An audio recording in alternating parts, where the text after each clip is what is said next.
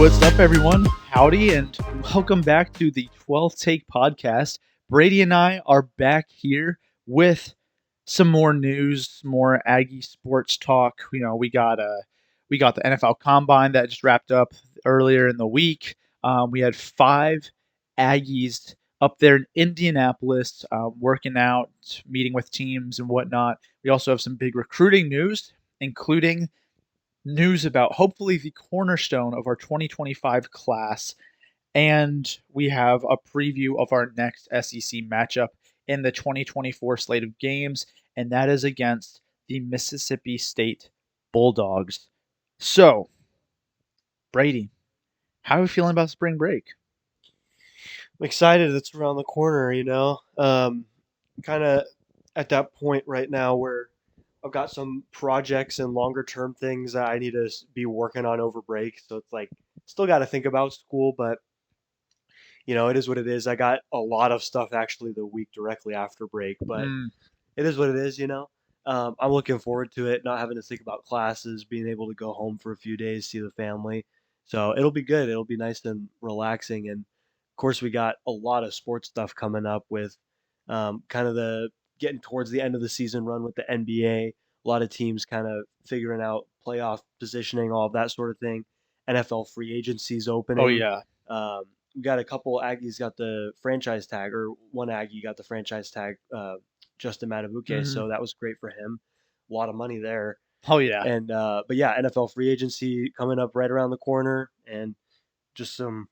It's kind of the dead period for college football, right? Not Hmm. not a ton of stuff going on, but it is what it is. Got a lot of stuff to talk about at least. So Yeah, we're kind of in that awkward space between recruiting for this last class wrapping up with National Signing Day and then spring ball starting. And, you have that spring transfer portal window. And so you have kind of not much going on there. We have the combine to kind of hold us over for a little bit.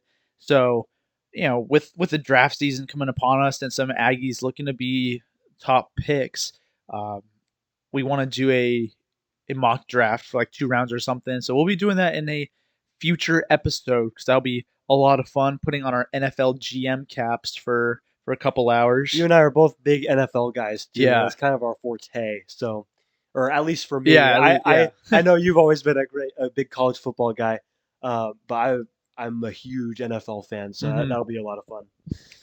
Yeah, we'll dabble in some of that today with combine news.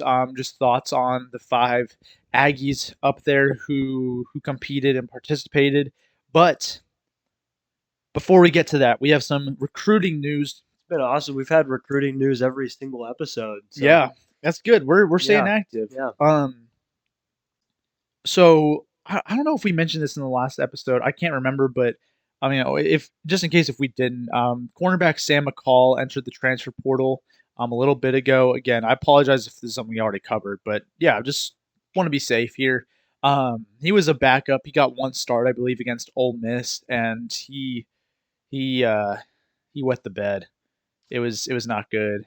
Talent was always there, but it never worked out.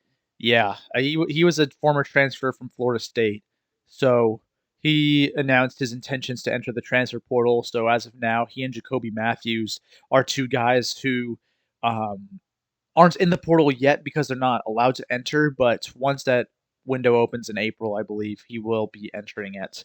So there's a loss there at corner, but with all those additions through the portal that Mike Elko made, can't say I'm necessarily going to be missing him. Upgrades, not Yes, just we'll be additions. we'll be making upgrades. So then on into the recruiting news. We're going to start with the biggest fish in our little sea of 2025 recruiting news. Husan Longstreet is a top 85 player. Actually, he is the number 85 player. In this 2025 cycle, he's the number 8 quarterback according to the 247 composite rankings. He is, in fact, though, the number 27 player, which means he would be a 5-star in the 247 sports rankings. So 247 themselves are very high on Longstreet, and he is a top 100 player nationally in the composite rankings. and he got Fong bombed earlier in the week to commit to A&M. So that's big. There was a whole slew of crystal balls entered in on that day, and we got one for Longstreet. The signal caller has announced a commitment date a few days ago of April 14th. So a common theme among many quarterbacks is to commit early to kind of like be the anchor, the base of a recruiting class, the magnet that draws other recruits in, as well as someone who, you want to have your headliner, you want to have your quarterback of the class, the guy who's going to presumably lead your team in a few years. And Longstreet is ready to be that guy for a school, and all signs indicate it being A&M. A few notes on him. Unfortunately, he's going to have to sit behind DJ Lagway. Oh yeah, yeah. Brady and I are very high on the prospects of us landing DJ Lagway through the portal after this 2024 season. Um, especially it's written as it is written. Yeah, especially if Napier gets the boot. I expect a lot of Lagway to C-stat propaganda being out there. Barstool's going to be pushing that one hard. But yeah, Longstreet has a huge arm and quick release. For according to his scouting report, also has great work ethic and is a leader. In his high school locker room, the work ethic extends beyond the field. So he seems to be a high character guy, someone who isn't just pure talent, which I think that's good. That fits the mold of what Elko's going for. Not to mention he has some gaudy stats, man. Like I was looking, I have some right here. He was an all-state selection according to Max Preps in the state of California. This past year, he had a 9-3 record. He completed 66.8% of his passes for over 3,000 yards, 24 touchdowns, and 6 interceptions. Carried the ball 85 times for 645 yards and 7 touchdowns. And he had a last-minute win over Hawaii's Punahou School, which is where people like my mother and Barack Obama graduated from, where he ran for 5 touchdowns. That's pretty impressive, running for 5 touchdowns. It was noted that he's trying to work on using his legs more and being more of a weapon on the ground, working on his zone read game. So good to hear that he's working on that, especially in a Colin Klein system. You want a quarterback who can use his legs, and he's working on that. So love to hear that. And then in 2022, he had a 13-1 record with Inglewood before he transferred. Division II championship. And let's see. He completed 68.6% of his passes for just shy of 4,000 yards, 40 touchdowns, and 7 interceptions. I mean, this guy's putting up insane numbers, and he's working on the right things, especially if he is coming to Aggie land in this offense. That focus on the running game of his and using his legs is going to be big.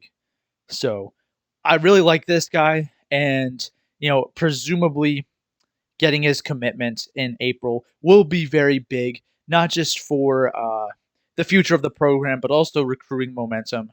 It'll help us because we'll have a guy the signal caller, who's ready to recruit his peers. Get those offensive weapons, especially assisting Holman Wiggins in the recruiting world. So love the talent of Longstreet, and hopefully April 14th can't come soon enough.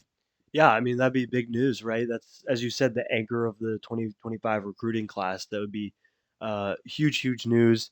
And of course, the Fong bomb, we know that this is like, we did the calculation one time. I can't remember, but we did it just for fun. It's like he's like 90 something percent accurate whenever he reports of all a Fong time, bomb. and he's like 95% accurate. Yeah, it's like this past year. 93 or 95% or something like that. I mean, So what he says, when he says something is happening, it's almost always happening. yeah. Yeah, big news though. I mean, especially in college, you want like a quarterback every single year. Yep. So absolutely, you got Miles O'Neill this year, who everybody knows the arm talent there, and then if you can land this guy for next year, that'd be absolutely phenomenal. Yeah, no, he's a talented player, and honestly, I expect him to rise in the rankings, especially as Elite 11 and other camps and whatnot roll around, and his senior campaign as well. On to the next, we have an official Do you visit think set he'll ever with. end up as a composite 5-star? I think he could. Yeah, Longstreet. Yeah, Yeah. I think he could. I mean, with the way 247 rates him, uh, ESPN and I believe On Three weren't so high. Um, I think it was Rivals was the other one that had him in the top 100.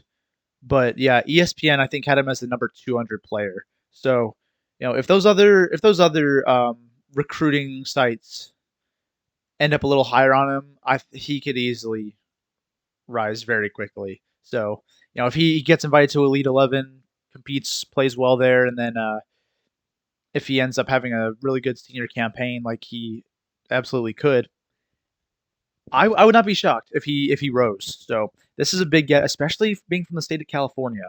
I think it's good that Elko has prioritized the state of Texas and recruiting our home state, but also he's being strategic with where he gets out of state players. And He's really California is a trying to pipeline. get footholds in the other powerhouse Hmm. states like Florida, California, Yes, Louisiana. So I mean, yeah, you look at like Jordan Lockhart, I believe linebacker. He's from St. John Bosco, which is a powerhouse in California. We had like 3 or 4 guys on an early signing day alone, like flip or commit from the state of Florida. So, yep. I And then yeah, you got like a guy that we'll talk about soon enough here, hmm just from the 2026 class. He's yeah, from Louisiana hmm too, and we know that we had a couple guys in this past recruiting cycle that they were pushing hard to get out of Louisiana. yeah, So like Don that's another McKinley, state. Exactly. rep, rip.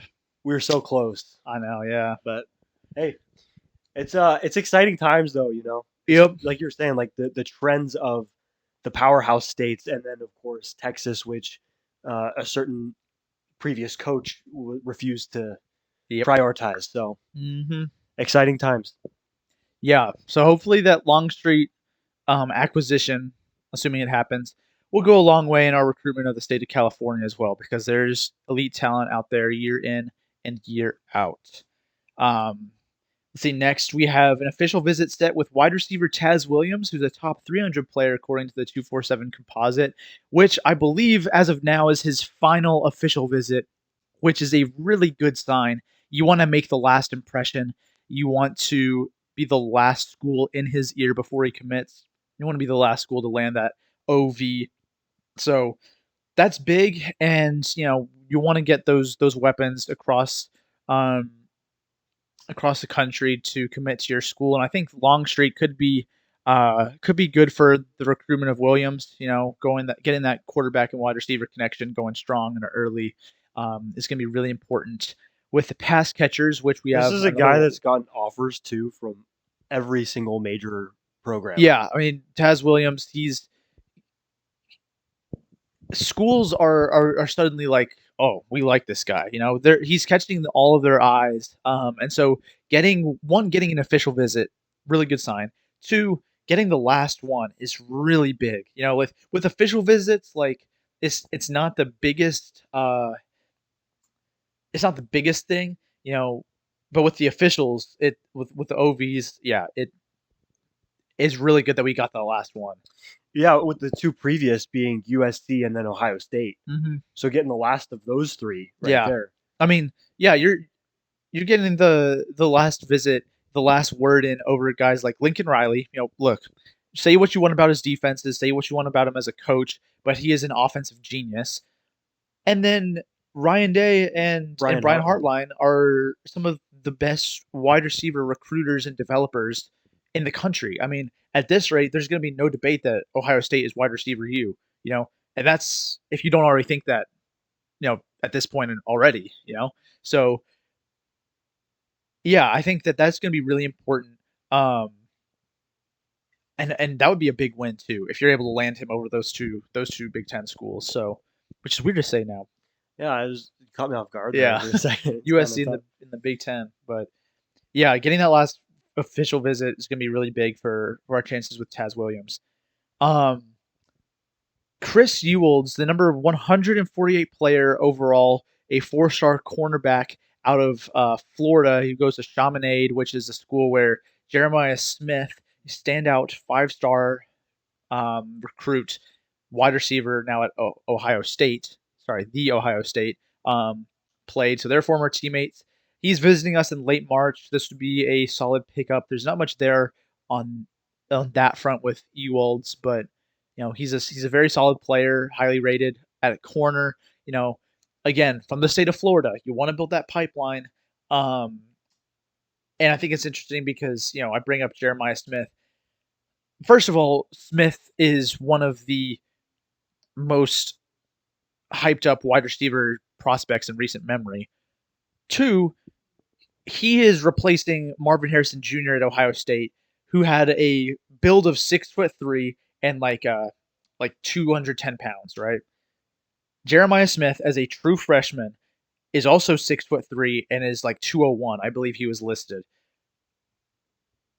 And he's already turning heads. Him and Will Howard are building chemistry up there in Columbus. So Jeremiah Smith, look, first of all, he could look like one of the best receivers in college football already as a freshman.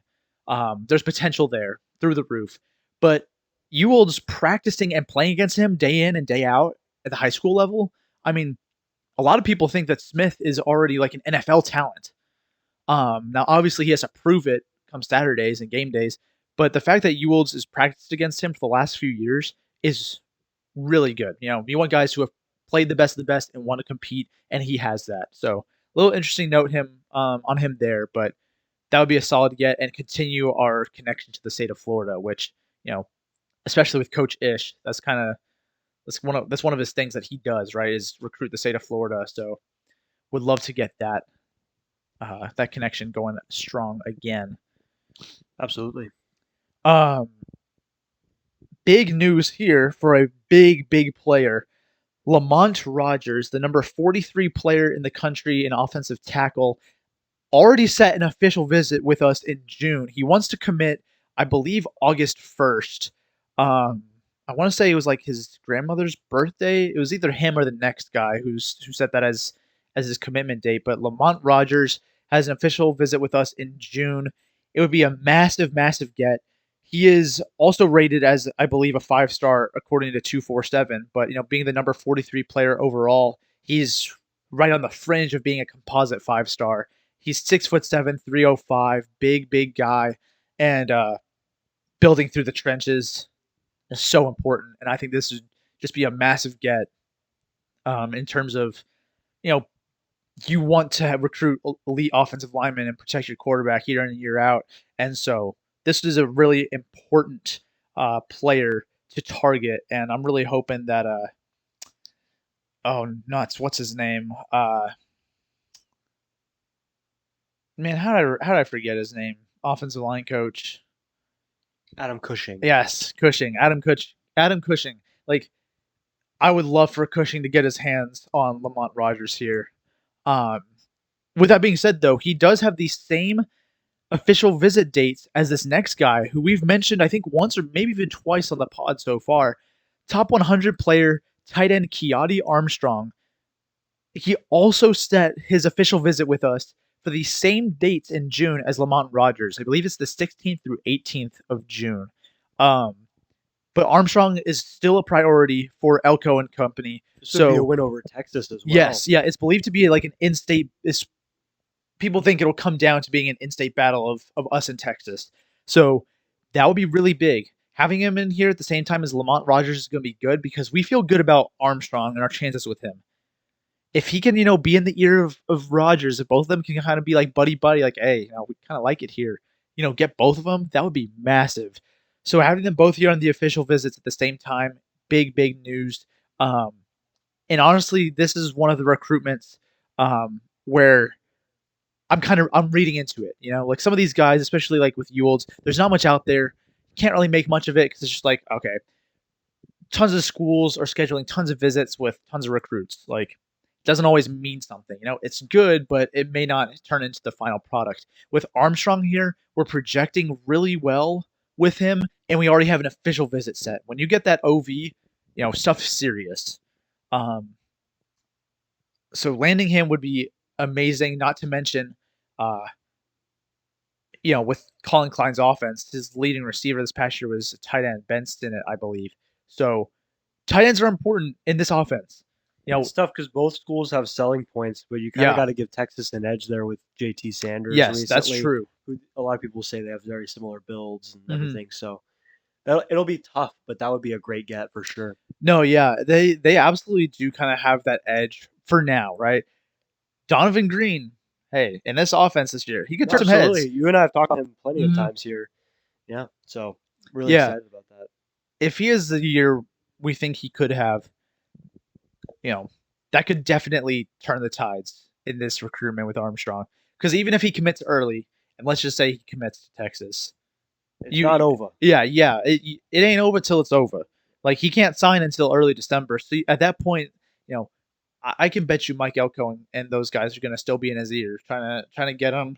You just saw it up until the last day of National Signing Day, or possible before not up until the last minute when he signed, we were in the ears of DJ Lagway. Yep, yeah, So exactly. Yeah, I mean, yes, that's a great point. And so I think, you know, Armstrong is going to be someone who we will be pushing for until the moment he puts pen to paper. yep, Because I can guarantee you, Texas is probably going to stay in it if he commits here, yep. which means that Elko is going to have to stay on and be like, hey It's a man, two-way street. exactly, yep.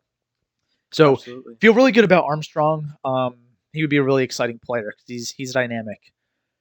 And last but certainly not least, the highest profile player on this list, we have news regarding 5-star and the number one player in the 2026 class, Jakeem Stewart.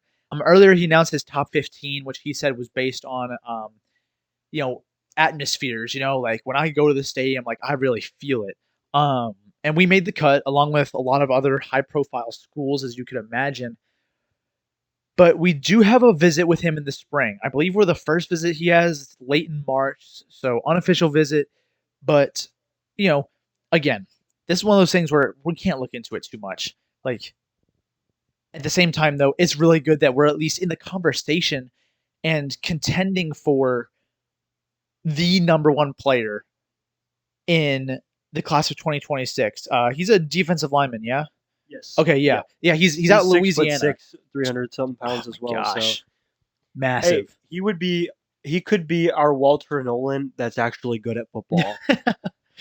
Oh boy, yeah. No, it's I'm sorry. Jakeem Stewart. No, you're good. Jakeem Stewart.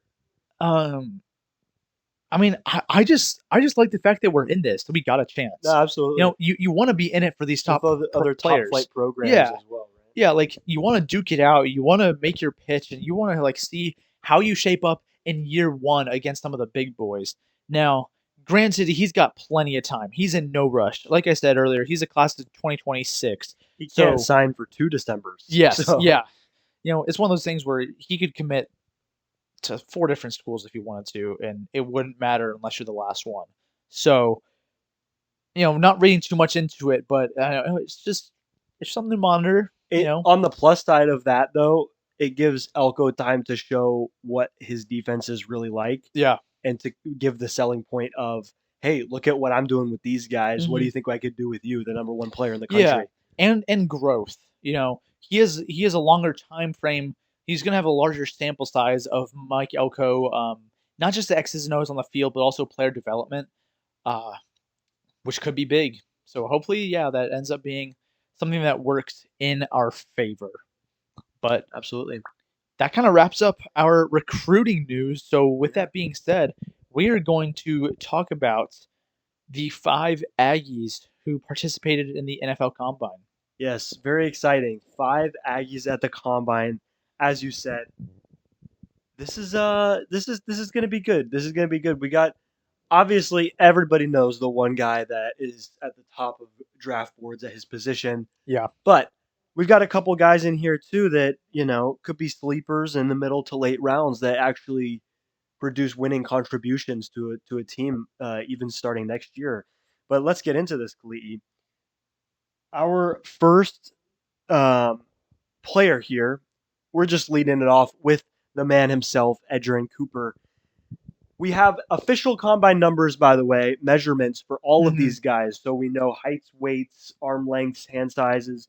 Everything is official now. Of course, in college, it's all speculative because you don't know Yeah. if schools are fudging numbers or whatever. But Mm. these are official measurements that they officially came in at the combine. Starting off with Edgerrin Cooper, 6'2", 230 pounds. He ran a 4.51 40-yard dash, which is really fast for a linebacker, Yeah. with a 1.54 10-yard split. Again, that's very fast.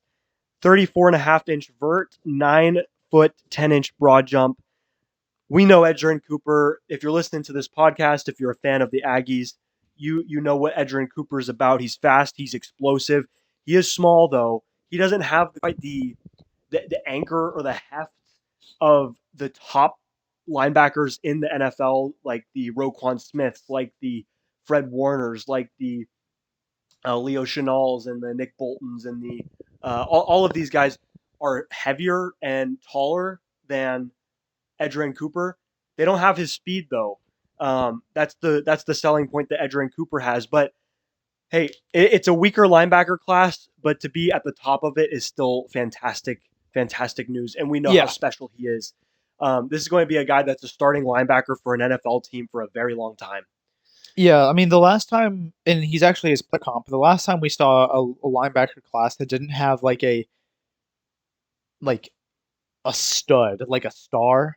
It was like Devin Lloyd Jeter when he got drafted by Jacksonville. Like, From Utah. yeah, And he's even different too because he measured in slower by a tenth of a second mhm, and heavier. yeah, So it was kind of I don't the comps, by the way, that we're going to give are the comps provided by Lance Zierlein of yeah, NFL.com.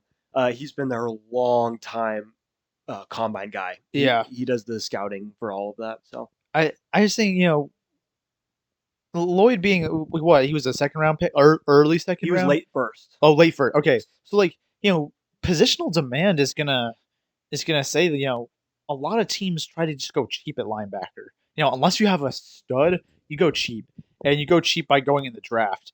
And I know like my Eagles are wanting a linebacker, and it's looking like we won't go backer in the first because of where our pick is. But like Cooper could be someone who sneaks into the late first round, just like as a result of there not being any other standout linebackers. And if he's not late first, uh, he's going to be one of the first off the board in the second, just I think because just due teams need to cheap linebackers, and in a day and age where you need to be cover free tight ends, you need to cover slot receivers, you need to be able to play quarterback spies yeah, too. QB spies inside and out zones.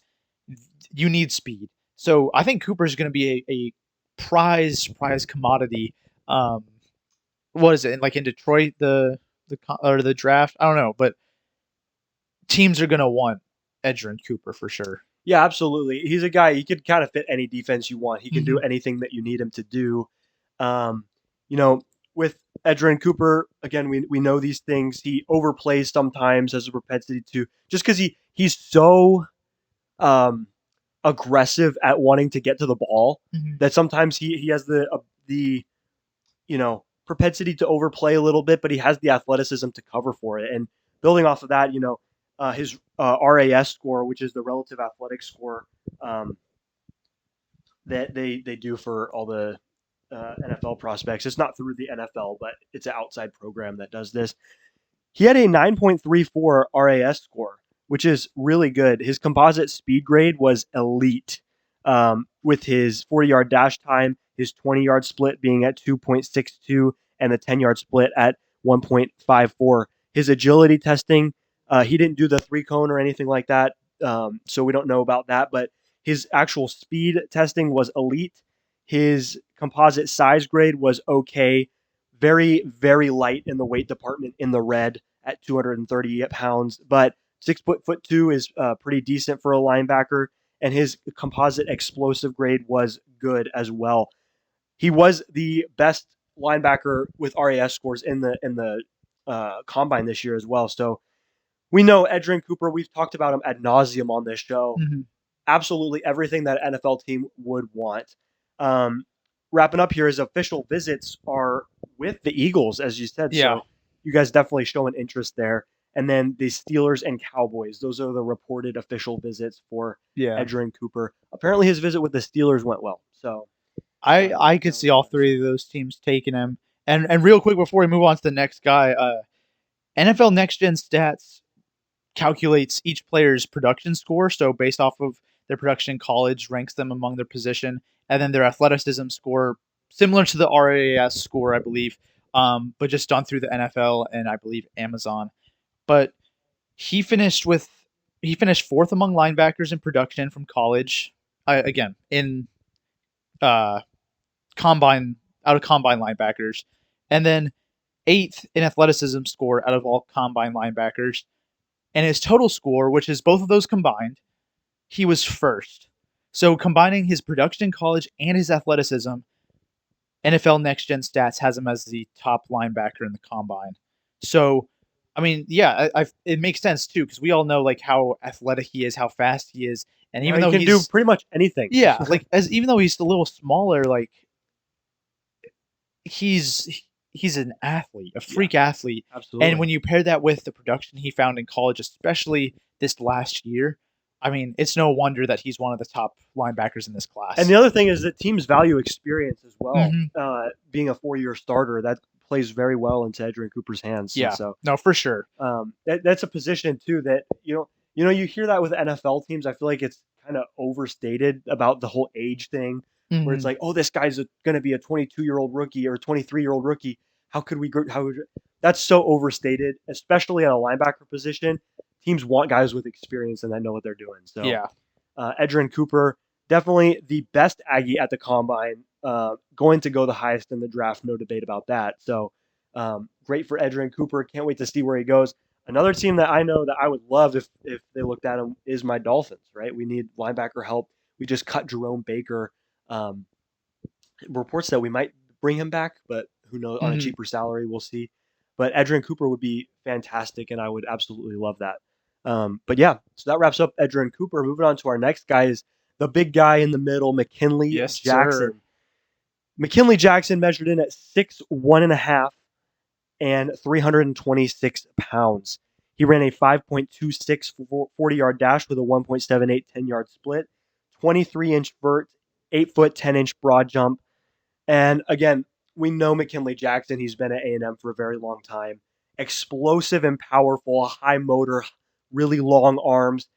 Not the most technically sound guy, and it might suit him a little bit better if he lightened up a little bit going into the NFL as a rotational defensive lineman. But that the thing about him is you look at his RAS and it is very very poor. We know that, especially with an interior defensive line with a nose tackle, you don't need to be an athlete.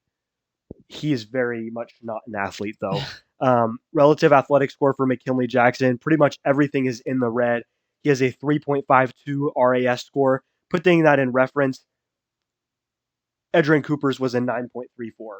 So, and keep in mind, these scores too, they do take into account positional value as well, or positional um, scores. And so, not only is he just unathletic in general, he's unathletic for other defensive linemen. That's something to keep in Right. mind. Something that he might want to, lose a little bit of the weight to help him be a little bit faster, twitchier at the NFL level. But McKinley Jackson, though, he's a dog, and we know that. Yep. We're very excited to see him. What are your thoughts on McKinley Jackson? I mean, yeah, he didn't have the best combine, but at the same time, like you watch the tape and he turned it up this He's a past year. disruptor. Yeah, and I think that teams are going to value that. The rise of the shorter, quote unquote, undersized, like I know he's a little heavier, but like the quote unquote undersized defensive tackle. I mean, it kind of started with Aaron Donald, right? Now, don't get me wrong. In no way do I think he's Aaron Donald. Like he's not even close.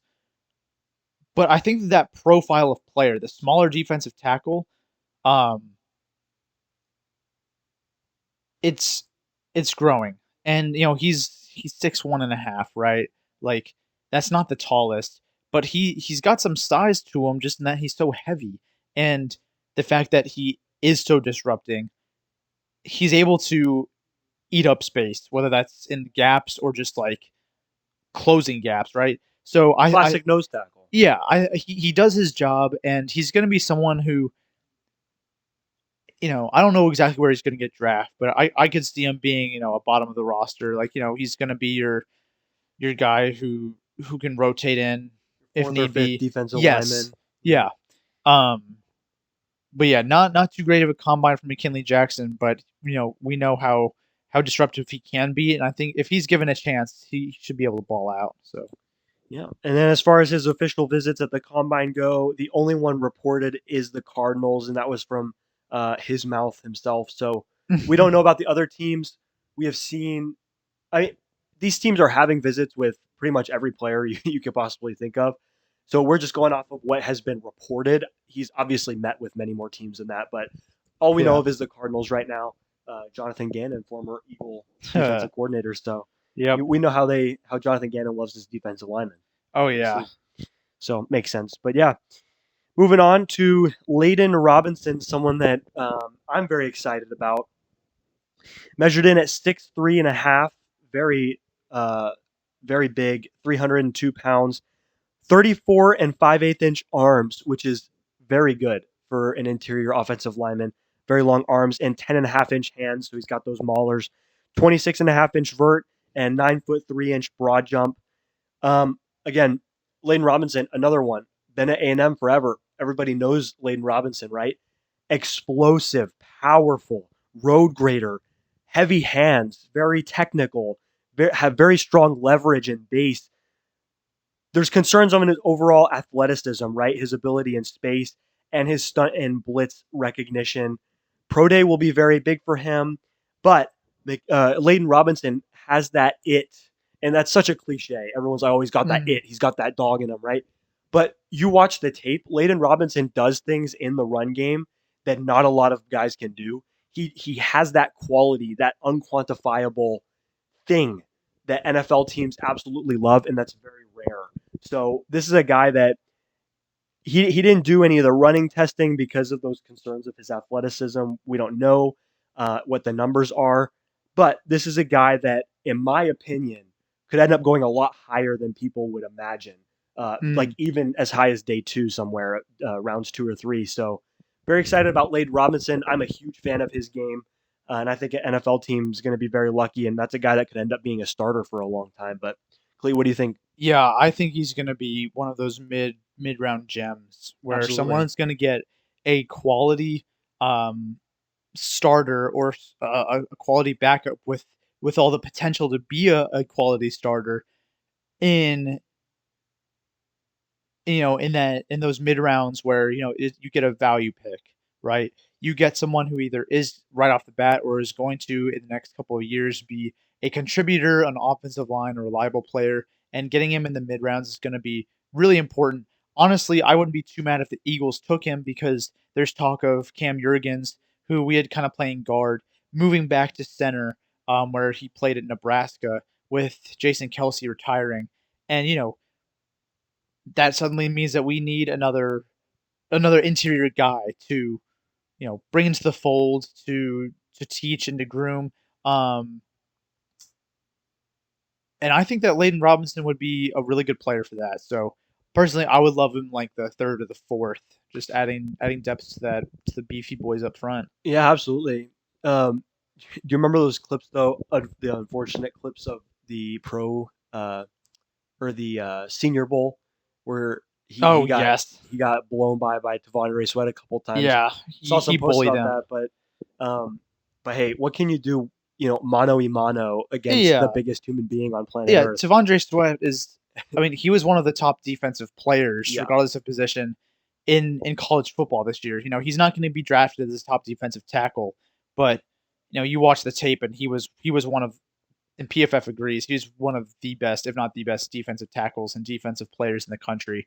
So to see that happen at the Senior Bowl, it's like, hey, you just went against a freak of nature. yep. Um, but yeah, Robinson's, he does still have stuff to learn. But yeah, I would love to take him. And you know what? If he's in practice every day, going up against Jordan Davis and Jalen Carter, like, my goodness, like, please, like, are there going to be funny clips? Like, I want to say Jordan Davis did the same exact thing to Cam Jurgens when we drafted them both after the same thing that Sweat did to Robinson in the Senior Bowl. The pushing back, and he's just like having to jump back. And for Robinson to go up against him and Jalen Carter on a daily basis, I mean, he's going to get so much better. So I would love me some Layden Robinson up in Philly. Yeah, absolutely.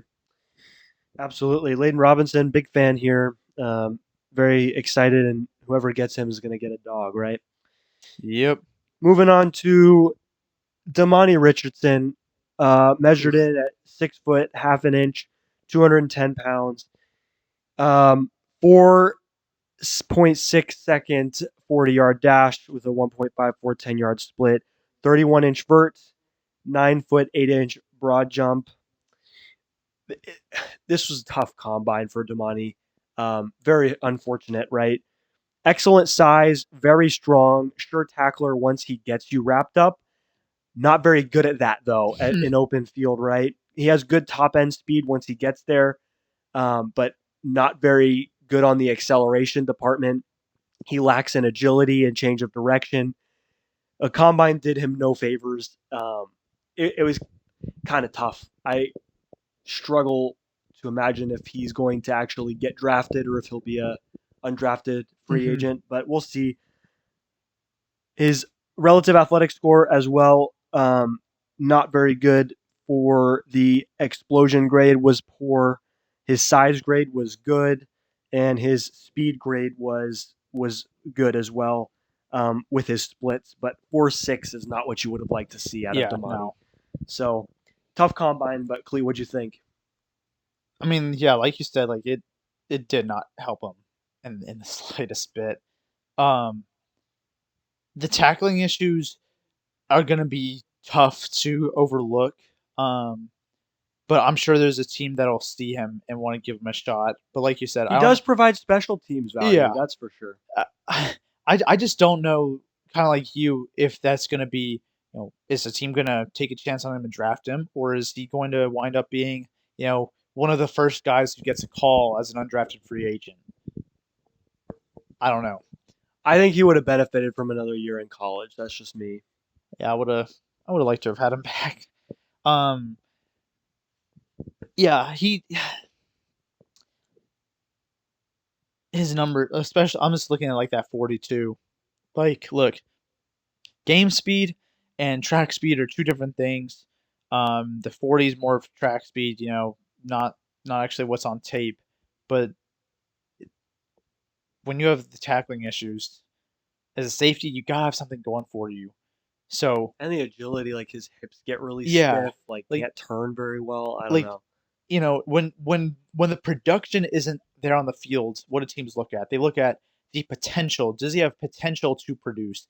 And something that can indicate that are like instincts, but also some of these measurements, like how explosive are you as an athlete? How fast are you, right? How big, how strong are you, right? How can you project? And based off of his combine and, you know, talented player, we know that, but his combine numbers aren't really helping him much here. So just kind of a shame, honestly, but wishing him the best and hoping he can sneak his way into the later rounds of the draft. Yeah, absolutely. And there's always value in special teams guys too. You get Pro Bowlers out of those. You get several contract careers, making a lot of money doing that. So we wish him the best in his future career. Mm-hmm. Moving on to the last guy that was at the combine, unfortunately did not Yeah. participate in any athletic testing due to injuries, of course, but it's Anaya Smith that we're referring to here. Um, A&M legend. Everybody loves Anaya Smith in the locker room, out of the locker room, on the field, off the field. Anaya Smith embodies everything it means to be an Aggie. Measured in at 5'9", 190 pounds, 29-inch arms and 8.5-inch hands. Kind of small in that department. Mm-hmm. Um, like I said, no athletic testing because of his injury, but he did do the bench press, put up 21 reps as a receiver, which is insane. Yeah. 21 reps as a receiver is absolutely wild. So good for him to show off his strength there, right? Anaya Smith, really nice polish on his routes, oily hips, unpredictable in his route running, always keeps defenders guessing. Uh, awesome run after the catch abilities as well. We know that, of course. Unique blend of elusiveness and strength, and provides a lot of value as a returner, of course. The injuries are the biggest issue here, and he hasn't had that same second gear, that same Yeah. burst that he's had since his fractured leg in 2022. And he's got a little bit of a smaller catch radius. Yeah. But if he's able to get back into physical form from before these injuries that he suffered, this is a guy that you could have He could be insane a production steal. in the right offense, right? An Yeah. absolute steal in the draft. Lance Zierlein's comp on NFL.com was Christian Kirk, and I don't know why. Um, they're both slot receivers, but in my opinion, pretty different games. No, they're. I mean, I saw that note and I looked at Christian Kirk's notes coming out of A&M. And first of all, look, Christian Kirk, very similar builds. Kirk is was an inch taller and 10 pounds heavier. Yeah, bigger guy, A little bit longer arms. a lot faster. Right, he ran a 4.47, but we don't know what Anais, That's fair. because he had that stress fracture. But I mean, Christian Kirk put up 20 reps on bench, which is only one less than Anais Smith had, right? And then so I read like the description for Kirk, and I mean, it sounded like I was reading something about Anais Smith, right? They are both slot receivers, but he was talking about he doesn't necessarily have like killer like you know downfield like straight line speed, but he's really good at finding space in zone, work in the middle of the field, getting open, finding creases, and have really reliable hands. So like I don't know, I see it. Um, the builds are very similar, and I was surprised when I saw that he put up 20 on bench press because Yeah. 21 was like really impressive, and Anaya Smith did that. And I'm like, I didn't think Christian Kirk would have put up 20, so I don't know. That surprised me when I looked into it. Yeah, But and we know Christian Kirk, second round pick too, and Nia yeah, Smith going to be much later. A lot of that due to injury, though, of course. And we know hmm that we all know that Anaya Smith has the ability to be a special player in the right system with the right coach. So yeah, very excited for him and his future. Hope he can recover and get back to his peak physical form going into the NFL. So really excited about him. His official visits are the Dolphins, Chargers, and Panthers. Those are the ones that are reported. And to go on a little bit of a Dolphins note here, right? yeah, The visit that he talked about the most was his Dolphins visit. And he said that he talked about his very close friendship with Devon Achane, who we know is on the Dolphins, of course, and talked about his meeting with Wes Welker. And Wes Welker told Anaya Smith that he reminds him a lot of himself. So very excited about the prospect of that. That would be a fantastic get for my Dolphins, and I'd be very excited about that. I love getting the Aggies on the Dolphins, man. That's the best thing ever yeah, with Devon Achane last year. But yeah, I mean, we all know what Anaya Smith can do and the presence that he is in the locker room as well. So, um, I'm really glad that he was able to hop on the bench press and show off his strength, even though he was limited athletically from the injuries. So, um, hmm we love Anaya Smith. yeah. I mean, he brings something different to that Miami room too. Because you look at you have Jalen Waddle, you have Tyreek Hill, and you even had like Braxton Berrios um, out there like this past year, right? And unless Berrios was the year before, but He was this past year. I okay, don't think he's gonna come back though. yeah, But like Berrios is really fast and great special teamer, right? But I don't think he has quite the same knack for finding the soft spot in zones and as reliable hands as Anaya Smith, who we also know is a really good special teamer, right? Returning punts, returning kicks. So Anaya Smith would be like Braxton Berrios times 10. yeah, But like I think he's a better receiver. yeah, He exactly. doesn't have the same speed, but honestly, with Tyreek Hill and Jalen Waddle, you don't need that. I think it would be really Hey, good for y'all's offense to have that more reliable pass catching slot guy who is going to get open. Tua needs the safety blanket. We haven't Yes, really had I that. and that's why like I would love the Eagles to get him, but I just don't know if that's the direction how he's going. Yeah. Honestly, I think any team could benefit from a smaller, smart, and like you said, elusive slot receiver who has really reliable hands. You think of guys like Puka Nakua. I don't know his exact like measurements in terms of size right off the dome, but like you know he's really effective as a number 1 or 2 option, but, like, he's so reliable with his hands where, like, you can just get him volume because he gets open. And Anaya Smith, regardless of physical build, he's someone who he gets open and has really reliable hands, whether that's, especially work in the middle of the field. So I really like Anaya Smith, really for any team who needs a slot guy. Hey, you know who else started their college career as a running back before converting to receiver? Tyreek Hill. Oh, yeah, Yeah. at Oklahoma State, yeah. Yep. That's hey, I don't know if it means anything, but hey. I know. Hey, man. Very excited about Naismith's future. Yeah. We know that him and Edrin Cooper were the leaders in the locker room this past year. Mhm. So, really hope he lands in a good spot that knows how to use a guy with his skill set, so he's able to produce and be on a team for a very long time. Yeah. With that said, that wraps up all the Aggies that we had at the combine this year. I believe that 4 of the 5 are probably going to get drafted Yeah. somewhere in the 7 rounds. So that's exciting, and it'll be really fun to follow their careers, right? Oh, So, yeah. Unless they're in a Cowboys uniform, then it'll be a little sad for me. But well, moving on then, right? We got the oh, next yeah. SEC game on the schedule to preview here. That being Mississippi State with the brand new shiny toy Jeff Lebby leading the way for them. I have immense respect for Jeff Lebby. I Mhm. think he's a great coach, and he was He is. absolutely a perfect hire for a program like Mississippi Yeah. State, trying to take the home run swing of we're a smaller program, but can this coach kind of get us to a respectable level, right? Very elite offensive coordinator as well, right? So, Yes. but let's get into this, right? Mhm. Going into the game against us, Mississippi State plays Eastern Kentucky, Arizona State, Toledo, Florida, Texas, and Georgia. So they've got a Oof. rough go the last couple weeks before us. Yeah. Their first 4 games, I had originally said they could probably go 4-2, and I was going off of my respect of Jeff Lebby, and I Mhm. think that he's going to do great for that program. With wins, obviously, against Eastern Kentucky, Arizona State, Toledo, and Florida, there's no way in heck that they stand any shot against Texas or Yeah, Georgia. no. So that's 2 losses guaranteed. But then Clee and I were talking right before we recorded, and you kind of convinced me like the talent's just not there, right? Yeah. With the outgoing talent and then the lack of incoming talent this year, I think that they're going to build something that obviously not great. They don't have the ability, I don't think, as a program to Yeah. ever reach that top tier. But I do think that they'll be, a competitive team in the next few years. This year, though, a lot of guys left. Yeah. No one's coming in. It's going to Yeah. be rough.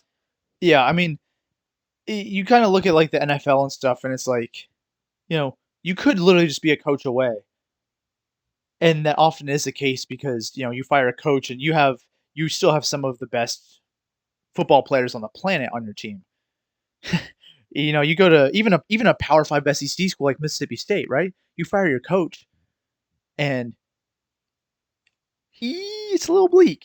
So, I'm with you. I think Jeff Lebby he's up there in with like, Kalen DeBoer and Steve Sarkisian and Lane Kiffin as some of the best offensive minds in the country.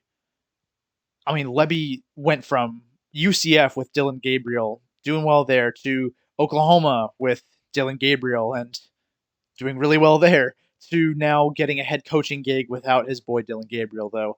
Um, Out there in Starkville, and hey, Mississippi State. Let's just take a second and recognize that if they put it together, right, it might be harder in the day and age of the transfer portal and NIL. But look, when they had Dan Mullen and Dak Prescott, they were a That is they true. they had that little The miracle run, run, yeah. yeah, where they were so close to getting into the playoffs. They should have So been in the playoffs. yeah, like Really close. look, there's potential there, but right now the roster is it's Utterly it's depleted. it's yes, depleted is a perfect word for it. I mean, look, Lebby is a great coach. He'll probably coach them to a couple wins that maybe you wouldn't think they get. Like Florida and Arizona State, while I think they lose both, I mean, it's not it's not far fetched to think that they could win one of them, right? Um, probably Florida, honestly. Like they're they're a mess. But like you said, they're losing key players. Will Rogers, their quarterback, who's a really good quarterback when he's healthy, right? Losing him. They're losing their top two cornerbacks into Cameron Richardson, who's going to Ole Miss. One of the previously really rare, but it could end up happening a lot more now with the portal. Instances of a player transferring to a direct arch nemesis, along with the starting cornerback opposite of Richardson in DeCarlos Nicholson. Starting running back Jaquavius Marks has transferred. He was also their highest rated offensive player. And then their top two receivers, Lydiatric Griffin for the draft and Xavier Thomas to the portal going to LSU, both of them are gone. So when you lose your quarterback, top two receivers, your running back, and your top two corners, and I believe a linebacker too declared for the draft, you are in some hot water, bud. Like they just don't have the X's and O's or the Jimmies and Joes. Yeah. They got the X's and O's. Yes, you're right. They don't have the Jimmies and Joes. There we go. Yeah, so they may have a good scheme, but they don't have the guys. And so I think they beat Eastern Kentucky, Toledo. Toledo is losing they're losing their quarterback, and I think even their running back Penny. I don't know if he's transferring, but I know their quarterback DeQuan Finn transferred to Baylor. So Toledo should still be a win. Eastern Kentucky a win. Arizona State. I know they were 3-9 this past year, but Jaden Rashada is actually going to be playing, and he only played 3 games last year, and their head coach is coming back. They also have 35% or their 35th best or 35th most returning production in the country, while Mississippi State is 122nd. And I believe it was, let me check really quick. They were one of the lowest teams in the country in terms of returning defensive production. Yep. 132nd out of 134 teams in returning defensive production for Mississippi State. So I think Arizona State should beat them. Florida, my guess is Lagway's going to be starting by then. Is that less like week 4 or 5? Lagway should be starting, and if Lagway's starting, I just don't see anyone I don't see Mississippi State beating them. And then they play Texas and Georgia. 2 losses, like you said. So that means we get them hopefully as they're on a slump. You want to catch them at the right time, and regardless of the not Florida only game, that, right? Yeah. The talent discrepancy is immense. Yeah. Where this should be a win no matter how you slice it. Yeah. This game is in Starkville. We're not at Kyle Field this year. But we've had struggles with Mississippi State previously. Mm-hmm. I believe they've won 2 of our last 4. I believe. I know they've won 2 of our last 3. They won 2 of our last 3. Yeah, we beat them this. Did we play them this past year? Yes, we smoked them. Yeah, we fired Jimbo, and then we lost to them on the road the year before. With Will Rogers healthy, where he threw 4 touchdowns. Yeah, and then they beat us the week in Kyle Field, the week before we took down right. Bama. Yes, that was when after that week everybody was like, so down. Yep, and then you come out and you beat Alabama. Yeah. That was insane, right? It was wild. So, yes, 2 out of the last 3 times we've lost. That being said, they've lost so much, like you said, and they don't have anything coming in. And a brand new coach trying to implement his philosophies, his schemes, his culture. This should be a win no matter what, right? And that's the expectation. You should be on your way to being 6-1. Or 7-0 if you can steal that win against Missouri, which is at home, which we talked about on the last episode. And if at this point in the season you're 6-1, you're ranked.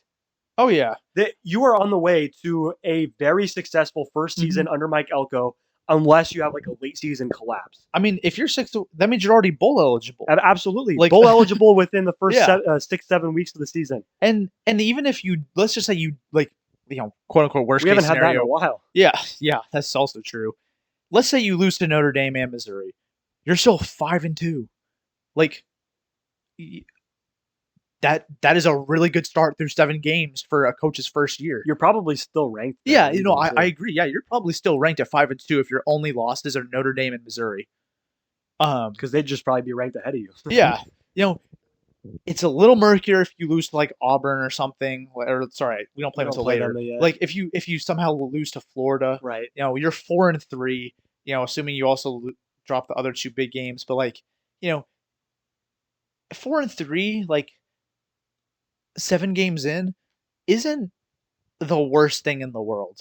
It's not a great start, but then you look at the rest of the schedule, and you can only you can only like chalk up like two more losses really. Like yeah, we're just gonna beat Florida. How about that? We're not even gonna think about that. But yeah, 5-2. Let's just go there. 5-2. You lose to Notre Dame and Missouri, and then you beat And that's Mississippi worst State. case scenario in our Yeah, heads, right? I agree. Yeah, I just don't think you lose to Florida, but you're 5-2. That is a great spot to be in, and I'm very happy because you're still ranked, and then you welcome, I believe, LSU the next The week. next week at Kyle Field again. So it's like you want to get on a little bit of a roll, get into right form before you go into Yeah, that big matchup against a team that has been growing as rivals, right? The yeah. chippiness and the disdain for each other has hmm been just growing in recent years. I mean, We really don't like each other, man. if A&M has more than one protected rival, Yep. um, one of them is going to be LSU. I mean, there's even talks that if SEC schools only have one protected rival, there's talks that it'll still be It would be LSU LSU. because Texas would get Oklahoma. Yep. Which, And given the fact that they've played each other, like, for so long now. yeah, I guess it makes sense. And Bummer, but LSU too, not only on the field too, we've had recruiting battles with them yeah, lately. Like, they got Don McKinley from us. They yep. And tried in to the get future Bussy. too, we know that we're the top 2 hmm and some other like this is a well.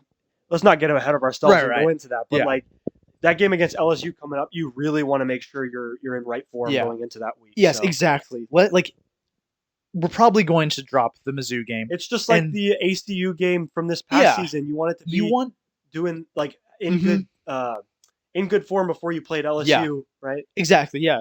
You want to get this game is your let's get back on track game.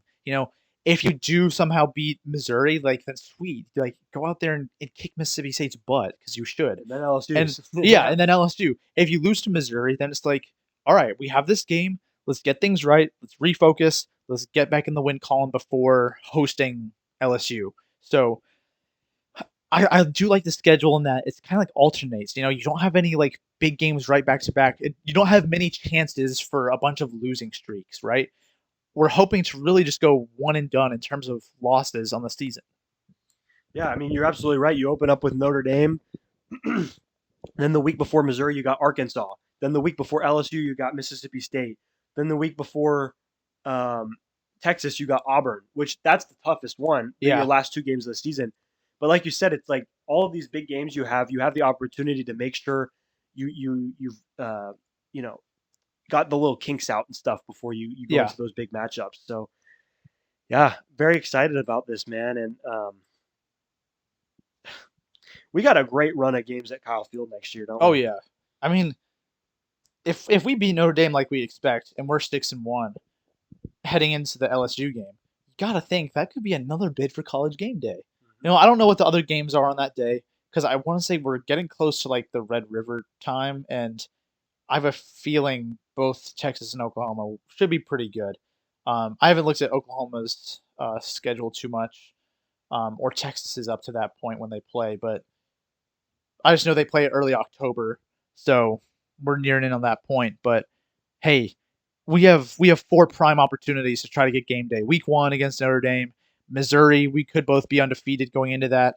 LSU should be an excellent matchup, and then of course Texas in the last week of the season. If that's not game day, we riot. We riot. The first time Or if in it's not 11 game years day, or whatever. then something went terribly wrong over the course of the season. Yes, or that, or we suck, Yeah, or they absolutely. suck. I mean, Hey, never who know. knows? You can't. The thing about this is we're doing all these previews, and Yeah, it's great and good fun because right now everyone's healthy, yeah, everyone has all the hope in the world.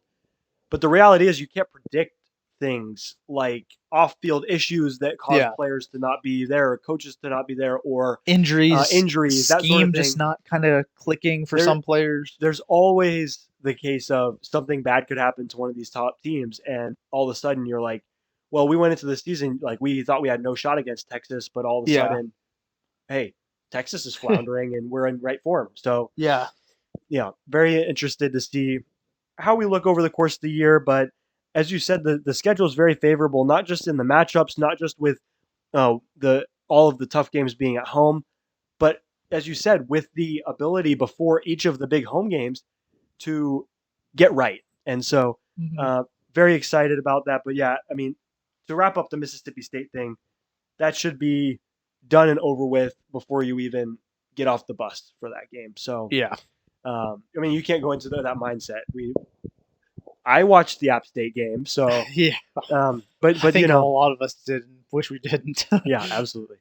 But yeah, should be a win absolutely if things are gonna go according to plan. Yeah. So very excited about that. Can't wait for the season. Dude, same. I'm so ready. Yeah. But yeah, so that'll do it for us today. Yeah. We'll be back on the next episode. We're gonna do an NFL mock draft. So Yeah. kind of getting out of our little niche here of Mhm. specific Aggie football. Of course, I'm sure we'll both have one Aggie in our top 2 rounds. Oh But yeah. if we run the 2 rounds in kind of an NFL day, and it's also connected to college football because they're all college Yeah. prospects. But very excited for that. So that'll be a great episode. Be on the lookout for that. But we hope all of you guys have a fantastic spring break, seeing family, and we'll talk to y'all on the next one. Stay safe. See you later.